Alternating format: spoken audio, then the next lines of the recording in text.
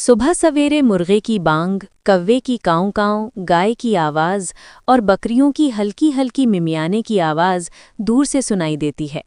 नर्म सूरज की रोशनी नन्हे भारतीय गांव पर फैल जाती है, मिट्टी के घरों और तंग कच्ची गलियों को रोशन करती हुई। अखबार फरोश अपनी छोटी सी साइकिल आहिस्ता आहिस्ता चलाता हुआ आता है और घरों के दरवाज़ों पर अखबार डाल जाता है। दूध वाला घर घर जाकर मिट्टी के बर्तनों में ताज़ा दूध उंडेलता है।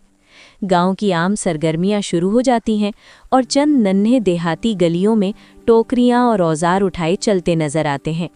अपने मिट्टी के घर के छोटे से सहन में डोल वाइफ अपनी रिवायती दुल्हन तर्ज के देहाती लिबास में सुर्ख चूड़ियों और सादा दुपट्टे के साथ खामोशी से बाहर आती है। वो घर के पिछले हिस्से की तरफ जाती है जहां गाय बंधी हुई है।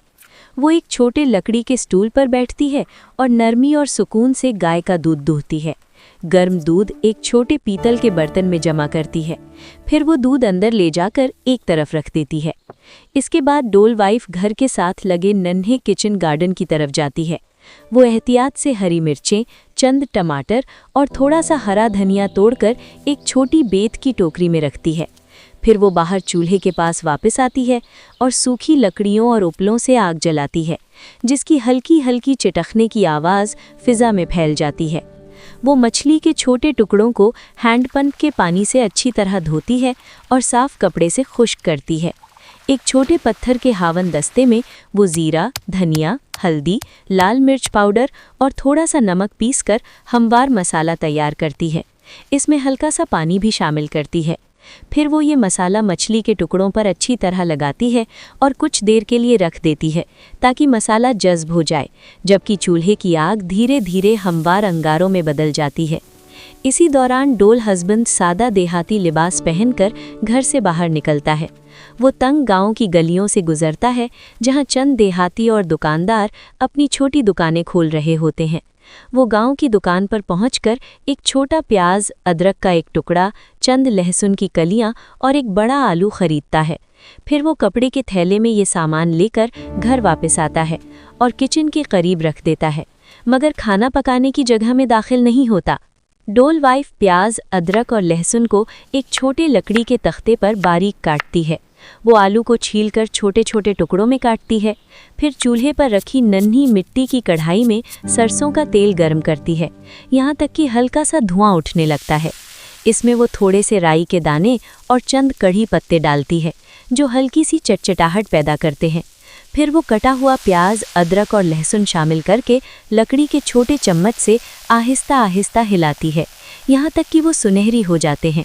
इसके बाद आलू के टुकड़े डालकर उन्हें थोड़ा नरम होने तक पकाती है। अब वो बाकी पिसा हुआ मसाला शामिल करके सब कुछ अच्छी तरह मिक्स करती है और इतनी देर पकाती है कि तेल अलग होने लगता है और खुशबू आहिस्ता आहिस्ता फैल जाती है। फिर वो थोड़ा सा पानी डालकर पतली सी ग्रेवी बनाती है और एहतियात से मसाला लगी मछली के टुकड़े कढ़ाई में रखती है। वो कढ़ाई को एक छोटे ढक्कन से ढांप देती है और हल्की आंच पर सालन को पकने देती है। कभी कभार ढक्कन उठाकर मछली के टुकड़ों को नरमी से पलटती है ताकि वो टूटे बिना अच्छी तरह पक जाएं। ग्रेवी आहिस्ता आहिस्ता गाढ़ी होने लगती है और मछली मसालों का जायका जज्ब कर लेती है। कुछ देर बाद वो ढक्कन हटाकर कटे हुए टमाटर और हरी मिर्चें शामिल करती है और चंद मिनट मज़ीद पकाती है, यहाँ तक कि टमाटर नरम हो जाते हैं और ऊपर तेल तैरने लगता है। आखिर में वो तैयारशुदा नन्ही मछली के सालन पर ताज़ा हरा धनिया छिड़क देती है। सहन में डोल वाइफ एक नचली लकड़ी की चौकी पर 2 छोटी स्टील की प्लेटें और चम्मच सजाती है। वो गर्म मछली का सालन उस चावल के साथ पेश करती है जो पहले ही चूल्हे के एक तरफ पके हुए थे। डोल हस्बैंड आकर उसके सामने ज़मीन पर आलती पालती मारकर बैठ जाता है। दोनों सुकून और खामोशी के साथ धीरे धीरे खाना खाते हैं और नर्म दोपहरी रोशनी में सादा देहाती खाने से लुत्फानंदोज होते हैं। पस मंज़र में गांव की ज़िंदगी कुदरती अंदाज में जारी रहती है। दूर से दूसरे नन्हे देहातियों की आवाज़ें, बच्चों के खेलने की हल्की आवाज़ें और दरख्तों से परिंदों की चहचहाहट सुनाई देती रहती है। अगर आपको ये कहानी पसंद आई हो तो कृपया वीडियो को लाइक करें, मेरे चैनल को सब्सक्राइब करें और बेल आइकन ज़रूर दबाएं ताकि आप हमारी आने वाली तमाम खूबसूरत और जज्बाती कहानियाँ कभी मिस ना करें।